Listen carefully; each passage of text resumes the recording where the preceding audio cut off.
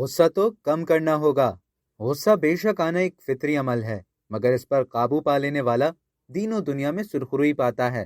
رسول اللہ صلی اللہ علیہ وآلہ وسلم نے فرمایا، پہلوان وہ نہیں ہے جو کشتی لڑنے میں اپنے مقابل کو گرا دے، بلکہ پہلوان وہ ہے جو غصے کے وقت خود کو قابو میں رکھے۔ اسی طرح شدید غصے میں کھڑے ہوں تو بیٹھ جانے اور پانی پینے کا بھی حکم ہے۔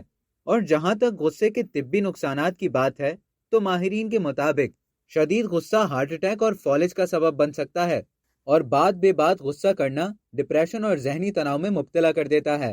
بلا شبہ یہ کہنا قطعاً غلط نہیں ہوگا کہ انسان کا سب سے بڑا دشمن خود اس کا اپنا غصہ ہے۔ اگر آپ غصے کے تیز ہیں اور لاکھ کوشش کے باوجود اپنے جذبات پر قابو رکھ نہیں پاتے، تو آج کی ویڈیو میں ہم آپ کے لیے کچھ تجاویز لے کر آئے ہیں جن پر عمل کر کے آپ اپنے غصے پر قابو پا سکتے ہیں۔ جب غصہ آئے تو لمبی اور گہری سانسیں لیں اور کچھ دیر کے لیے خاموشی اختیار کر لیں، کیونکہ خاموشی دماغی خلیات کو آرام پہنچا کر اعصاب کو پرسکون کر دیتی ہے۔ اگر آپ کو بات بے بات غصہ آتا ہے تو روزانہ ڈائری لکھیں کہ آج آپ کو کتنی بار اور کس وجہ سے غصہ آیا، اور اسے روکنے کے لیے آپ نے کیا کیا۔ اگر وجہ بے معنی اور غیر ضروری ہے تو اسے رد کرنے کی کوشش کریں۔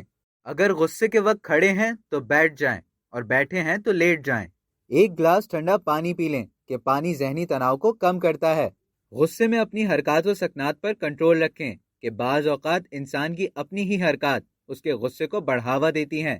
بعض افراد کو چھوٹی چھوٹی باتوں پر بھی غصہ آ جاتا ہے، اور اگر آپ کا شمار بھی انہی لوگوں میں ہوتا ہے تو جب غصہ ٹھنڈا ہو جائے تو خود سے یہ سوال ضرور پوچھیں کہ کیا صورتحال واقعی اتنی بری تھی کہ اس طرح چیخنا چلانا پڑا۔ اکثر ایسا ہوتا ہے کہ جب ہمیں کسی شخص پر غصہ آتا ہے تو اس کی ساری منفی باتیں ایک ساتھ یاد آنے لگتی ہیں، تو ایسے میں کوشش کریں کہ خود کو موجودہ صورتحال تک ہی محدود رکھیں۔ ضرب المثل ہے، کمان سے نکلا ہوا تیر اور زبان سے نکلا ہوا لفظ واپس نہیں آتا، لہٰذا شدید سے شدید غصے کی حالت میں بھی زبان پر قابو رکھنے کی کوشش کریں۔ ایسا نہ ہو کہ بعد میں آپ کے الفاظ آپ ہی کے لیے سخت شرمندگی کا باعث بن جائیں، اور اگر آپ کو احساس ہو جائے کہ آپ کی کسی بات نے دوسرے کا دل دکھایا ہے تو فوراً معافی مانگ کر ساری تلخیاں دور کر لیں۔ کسی بھی رشتے میں انا کو آڑے نہ آنے دیں، اس طرح آپ کو نہ صرف خود ذہنی اور روحانی سکون ملے گا بلکہ مقابل کا بھی دل صاف ہو جائے گا۔ اور یہ بات تو گرہ سے باندھ لیں کہ غلطی تسلیم کرنے سے کبھی بھی کسی کی بھی عزت نہیں گھٹتی بلکہ ہمیشہ بڑھتی ہے۔